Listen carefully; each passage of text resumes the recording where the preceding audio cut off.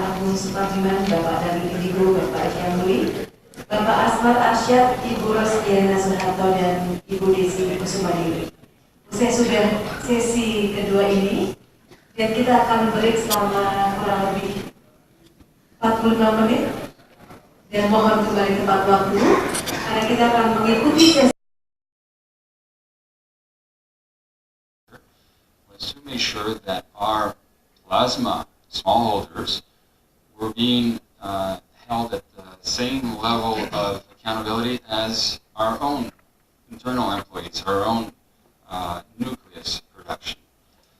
So what we did is to make sure that the smallholders were being trained in good agricultural practices, making sure that our smallholders were able to organize themselves in communities, which, when I say communities, I'm talking the whole ecosystem, schools, healthcare, the ability to develop livelihoods, provide education for their kids and so forth.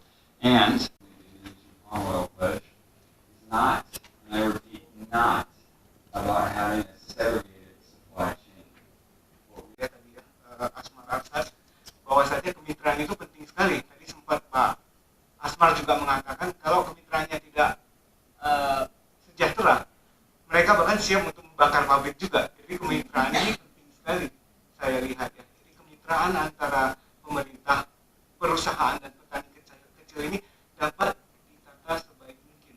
Dan apabila sukses, saya sangat yakin, dan ini mungkin menjadi salah satu mimpi saya, pola kemitraan antara pemerintahan, petani, dan juga perusahaan ini dapat menjadi contoh kepada negara-negara lain di Afrika dan juga di Amerika Selatan untuk menjadi sebuah kemitraan yang baik. Jadi sebagai contoh, program ini perlu kejelasan status lahan dan tata ruang. Jika dilihat dari sisi bisnis, ini benefitnya mengembangkan CBO yang berkelanjutan ini. Kemudian saat ini kedua produsen minyak sawit ini berapa besar produksinya, dan itu berapa persen yang ekspor dan berapa persen yang untuk pasar dalam negeri. Untuk plasmanya. Yang pertama, terus yang kedua Pak, soal larangan ekspor CBO kita ke Rusia, 3 negara, Rusia, Kazakhstan, dan satu lagi Sustainable palm oil, minyak sawit yang berkelanjutan. Saya selalu melihat dari sisi positifnya ya Bu ya. Jadi keuntungan paling utama adalah lingkungan hidup di Indonesia ini dapat kita jaga.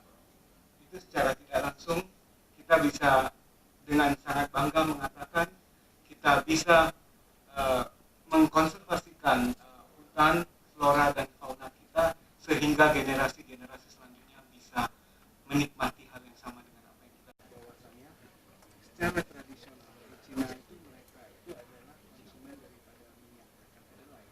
Minyak sawit itu hanya digunakan untuk industri, sehingga kita harus sadar gitu, dengan naiknya kebutuhan daripada daging di Cina yang mengakibatkan naiknya kebutuhan daripada pakan ternak yang berasal dari ampas kacang kedelai, membuat mereka harus mengimpor banyak sekali kacang kedelai, dan minyak kedelai sendiri menjadi byproduct daripada impor tersebut, sehingga minyak kedelai itu menjadi kompetitor kita, dan itu sudah naturally ada di sana.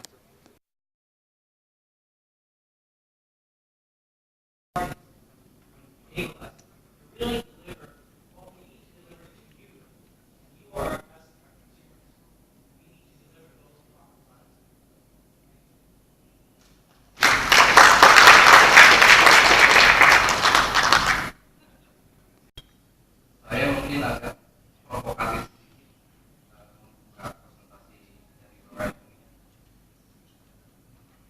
Sustainability atau pelestarian sesungguhnya bukan hanya soal license to operate, bukan hanya soal tekanan pasar, tapi sesungguhnya kelestarian itu adalah hak konsumen, hak tetangga kita, hak generasi yang akan datang.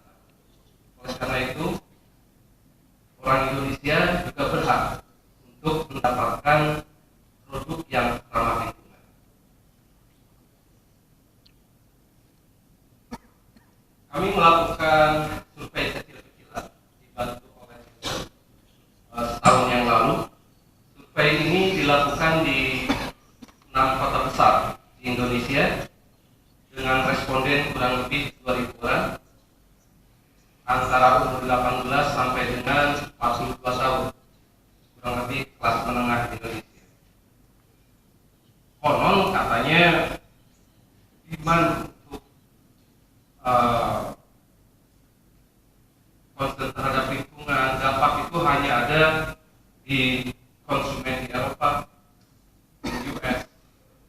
Ternyata di kelas menengah kita hampir 50% percaya bahwa produk hijau, produk yang ramah lingkungan akan mengurangi dampak terhadap lingkungan, penyelamatan lingkungan di bumi mereka sendiri. Yang menarik,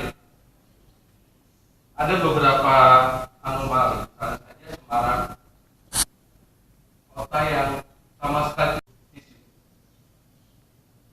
Yang kedua, minyak goreng. Yang lainnya plastik organik, lalu plastik pertanian organik dan recycle paper. Sementara ada namanya Indonesian Consumer Alliance for Sustainability. Saya menyambut idenya Mas Joko. Kalau ini hanya sporadis, satu dua perusahaan, dampaknya nggak besar, harus bareng-bareng. Kembali saya mungkin bisa dilihat data data konsumen. Waktu saya agak kurang ingat persisnya. We're not going to sell this idea to 240 million of Indonesian consumers. Again, target OM nggak muluk-muluk, hanya 10%. Bukan dari penduduk Indonesia, dari 45 juta masyarakat kelas menengah di Indonesia. Hanya dalam 5 tahun kita hanya ingin melihat bahwa ada 4,5 juta orang yang penghasilannya antara 10 sampai 20 juta yang berada di 6 kota besar. Itu mereka embracing the sustainability issue. Dan anaknya akan menularkan lagi. The whole idea is not about money. It's how to sustain the idea to the next generation. Bahwa mereka juga punya hak untuk katakanlah menikmati harga minyak goreng yang kurang lebih tidak terlalu mahal nantinya kalau kita tidak mulai. Saya mungkin akan kasih analogi lain, sesuatu yang awalnya itu banyak yang tidak terlalu suka, tidak terlalu nyaman. Seat belt. Komisi Acara narasumber Bapak Stefanus Indrayana, Bapak Stefan Halan Gersen, serta Bapak Irwan Gunawan. Beban yang diberikan begitu besar, tapi dalam kenyataannya kami tahu kami tidak bisa bergerak sendiri.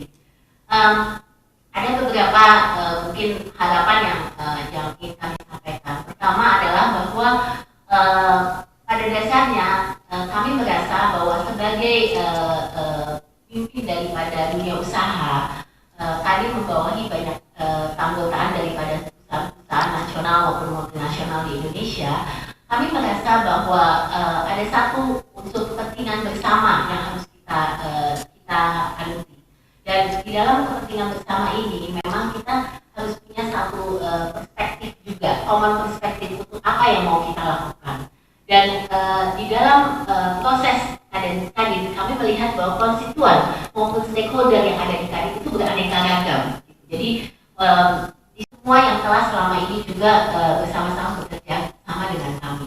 Nah, di dalam proses menjembatani dan memfasilitasi itu saja banyak sekali pro dan kon yang terjadi, dan kami tidak bisa mempunyai satu untuk mencapai satu common perspektif itu memang tidak mudah. karena bagaimanapun juga kepentingan sangat berbeda-beda antara satu pihak maupun pihak